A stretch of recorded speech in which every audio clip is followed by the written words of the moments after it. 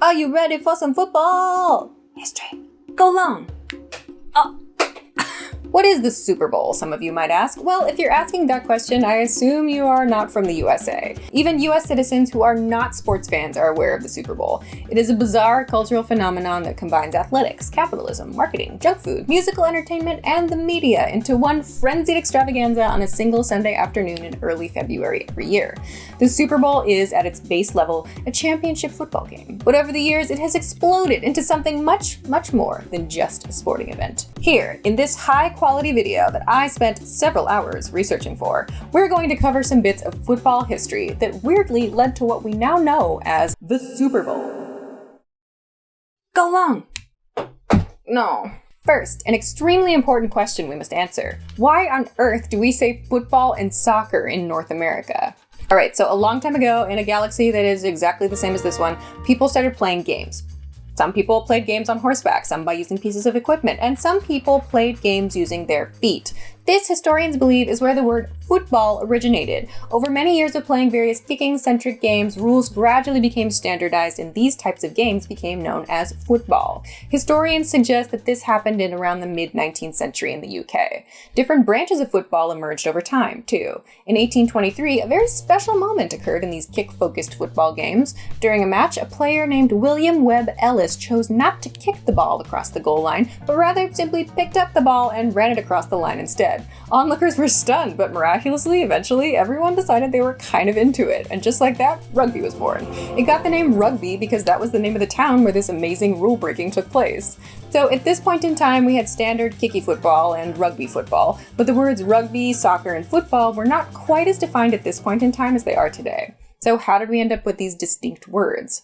At this time, there was a football association, which oversaw all the rules and regulations for the kicking-type football game, so not rugby. Fans of this type of game started referring to the sport as association football. But this is a pretty long phrase to use for a sport, so media and fans shortened it to ASOC, which got shortened even more to sock. It then got added as a kind of slang treatment, and the word soccer was born. Great, so both rugby and soccer make their way to the United States, where people also enjoy them and play them in schools and universities. Unlike soccer, however, fans and players of rugby seemed to be a bit divided when it came to the rules of the game.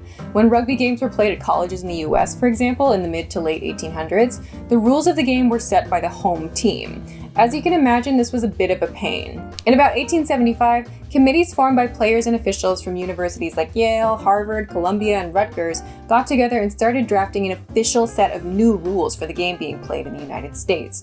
A Yale player and coach from this time period named Walter Camp is widely referred to as the father of American football for his significant contribution to the rules of the game.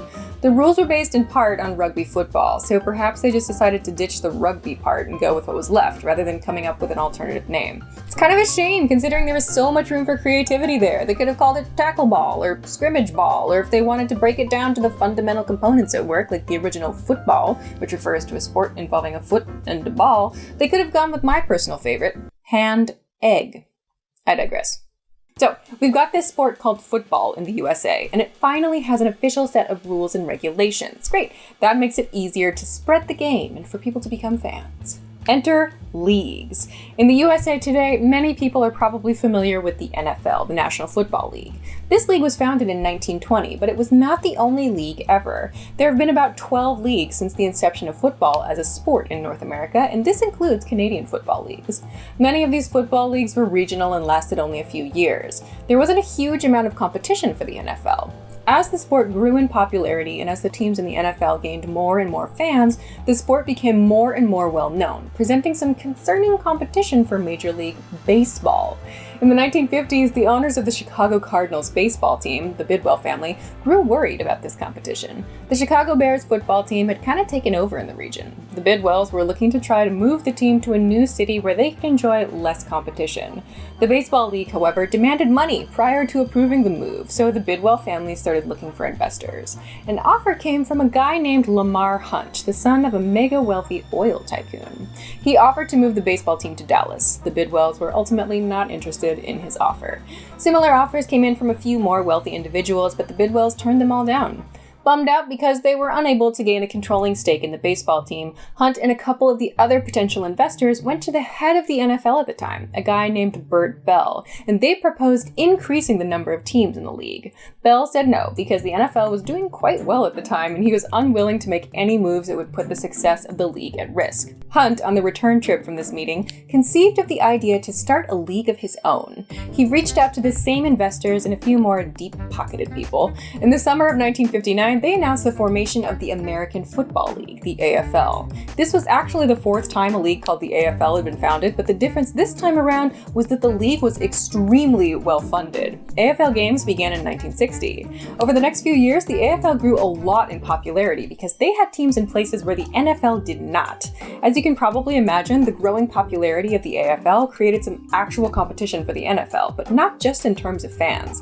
There was also fierce competition to draft the most talented college players into these leagues. Eventually, the competition between the two leagues reached a peak. In 1966, the NFL and the AFL signed a merger agreement, wherein the NFL and AFL would eventually combine to form one giant league, which we know today as the NFL. As part of this merger agreement, the two leagues decided to play an NFL-AFL championship game at the end of each season, with the top team from each league participating. The game was initially called the AFL-NFL World Championship Game. Lamar Hunt, the guy who started the AFL back in 1959, had taken to calling the game the Super Bowl in informal settings, something he attributes to the fact that he saw his kids playing with a toy called a Super Ball, and the fact that big football games are referred to as bowl games because the stadiums themselves are shaped like bowls. Despite the fact that this wasn't the official name of the game, the Kansas City Star included the expression in a quote from Hunt in an article, saying, "The Super Bowl, that's my term for the championship game between the two leagues," and the term took off. The first two championship games didn't use the title Super Bowl, but from the third game, it stuck.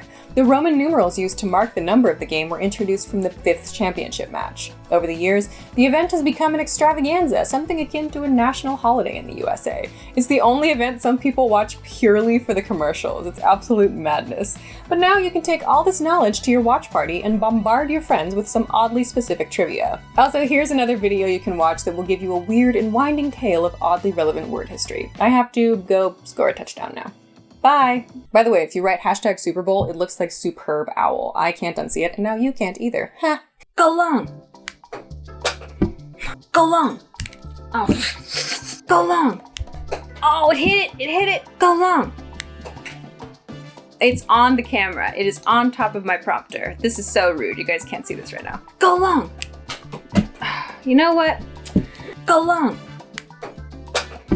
Is this how field goal kickers feel? All right, it's time for a Hail Mary pass. Yeah! Yeah!